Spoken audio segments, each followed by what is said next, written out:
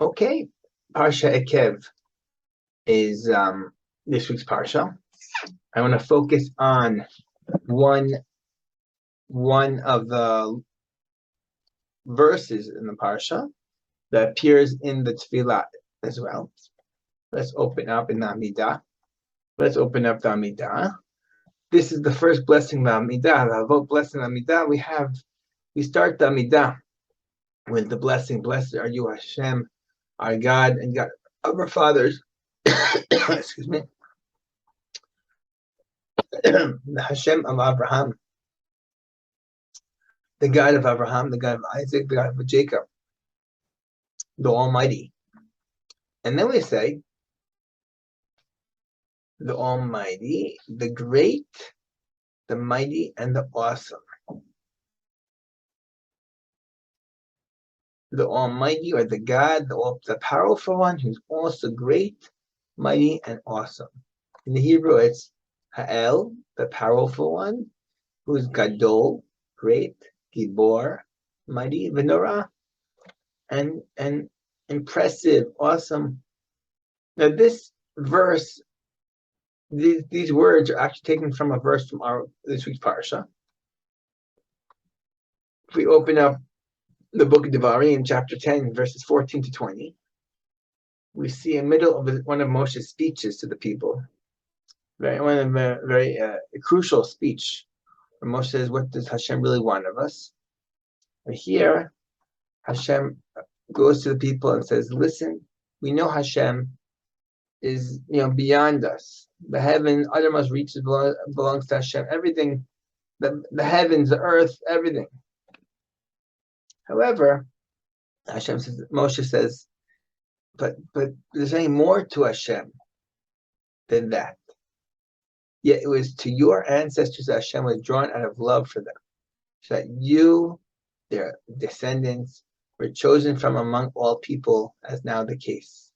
Cut away, therefore, the thickening about your heart, and stiffen your neck no more.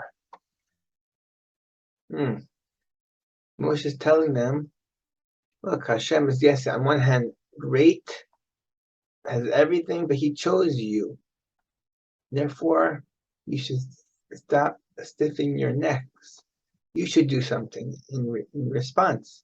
For your God, Hashem, is God supreme and Lord supreme, the great, the mighty, and the awesome God. How is he great? How is he mighty?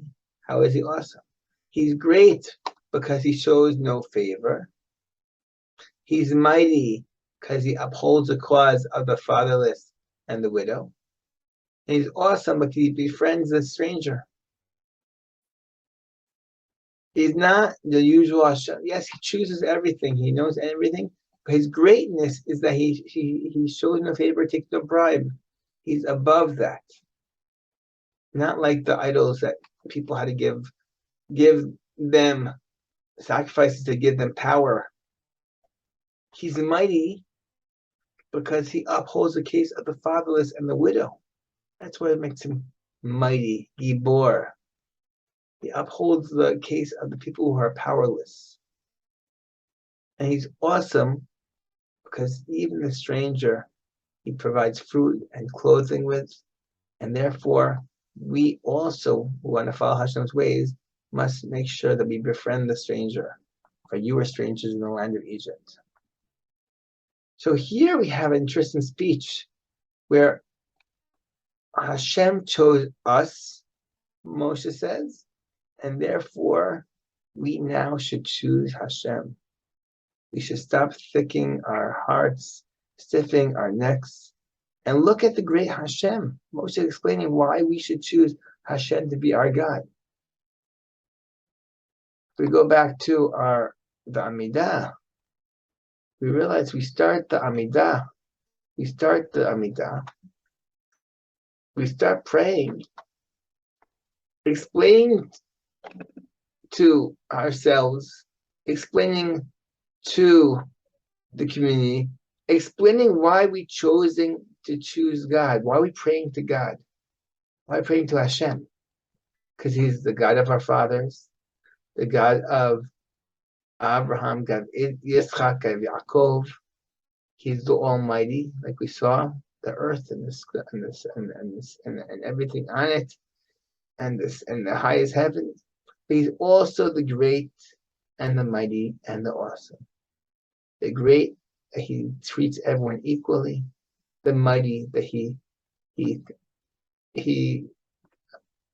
Hashem worries and cares and tries to protect the powerless, protects the powerless, and the awesome, because he cares even about the stranger, someone coming, and he has his concern goes all even to the people who people are least concerned about.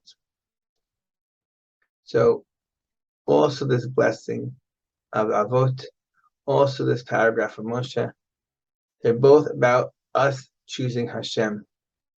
Yes, we are the chosen nation, but that's not enough. We're the chosen nation for the mission, and therefore we have to accept our mission by choosing Hashem in return. Shabbat Shalom to everyone, and we'll see you in the future.